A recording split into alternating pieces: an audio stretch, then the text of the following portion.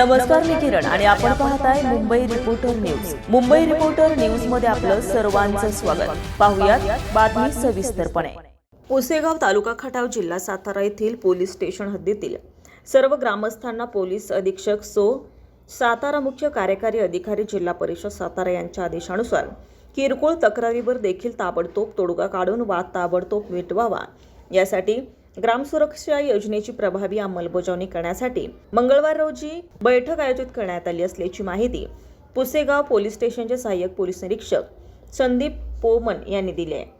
18 February 2025 रोजी बैठकीचं आयोजन करण्यात आले. या संदर्भात शरीराविरुद्ध होणाऱ्या गुन्ह्यांना आळा घालण्याकरिता सातारा जिल्ह्यातील सर्व गावांमध्ये प्रभावीरित्या ग्रामसुरक्षा यंत्रणेच्या माध्यमातून चोरी, दरोडा, आग, जळिताच्या घटना, लहान मुले हरवणे, शेतातील पिकांची चोरी, गंभीर अपघात, वन्य प्राणी हल्ला, पूर, भूकंप इत्यादी घटनांमध्ये सर्व गावाला सुरक्षित ठेवण्यासाठी पोलीस दलास ग्रामसुरक्षा यंत्रणेच्या प्रभावी वापरामुळे मोठी मदत होत आहे. Arvind Bansode, Mumbai reporter news, Mumbai.